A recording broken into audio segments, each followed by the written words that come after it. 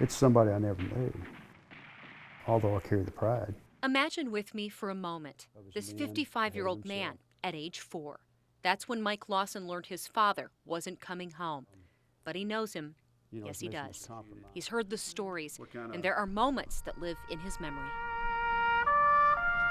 I remember the 21-gun salute at the burial.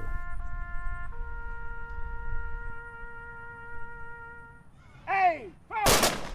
It's very difficult to think of what my dad faced and knew what the environment he was going to, and to get on a plane and fly into that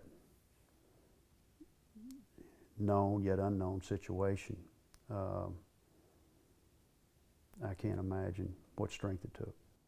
And had the prettiest blue eyes. Joyce remembers her husband clearly, even after all these years. A couple of my children have got his eyes. That was the last family photo we were able to take. Wow. Before he left. Mike and Lynn remember when their dad flew out from Paducah's Barkley Airport for Vietnam. What they didn't know is what Bill felt as he said goodbye to his family. I remember that when he left, he told me he wouldn't be coming back. He knew that he was going to get killed over there. And he was. Pictures show the Lawson family accepting awards Bill earned with his sacrifice.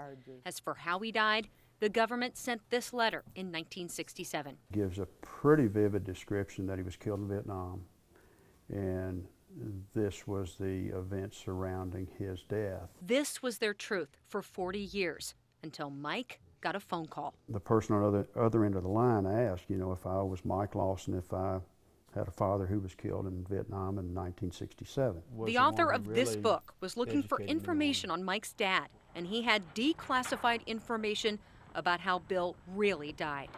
Very different versions. Oh, very much so. Number one, he wasn't killed in Vietnam, he was killed in Laos.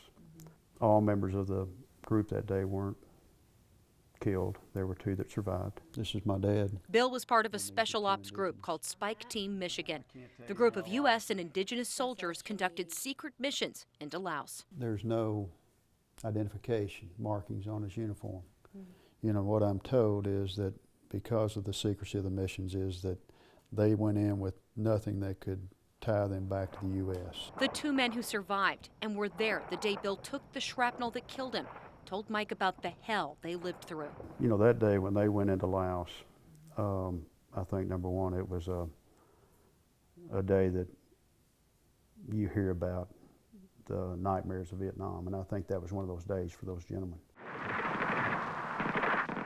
Apparently there were about 50 of the North Vietnamese that their position had been given away to.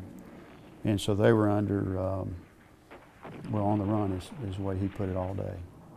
Going through a lot of bamboo, a lot of cane, and trying to fight their way to a location where they could be extracted.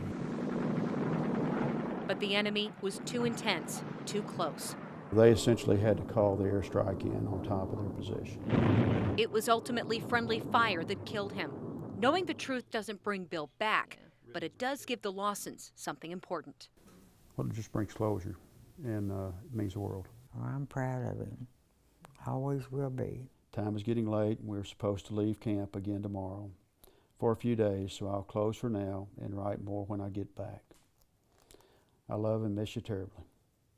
Kiss the kids for me, and hope to see you before too long. Bill wrote that letter the day before the mission that killed him. Well, you've probably gotten to know your dad through those letters. Yeah, and that's right. It's his words. It's all I've got. A man Mike and Lynn never really got to know has somehow given them so much. The strength that his memory gives me, and what he sacrificed, I think, is I could not have not benefited from that. It's something we missed, but we know we would have had it. And he's been with us, even though not physically. They've watched their own children grow. Bill didn't get that chance, but there is meaning in the loss. And I've heard him say it once, that he was going to protect back here, protect all of us here. And when the wall that heals comes, with more than 58,000 names. Those men sacrificed a lot, even the ones that came back and have suffered. They'll find their father's name and appreciate the immensity of what it means for William E. Lawson to be etched in black granite. Sacrifice, freedom, healing. That's what he died for, as so many others have. I mean, you can't take for granted the freedoms of this country.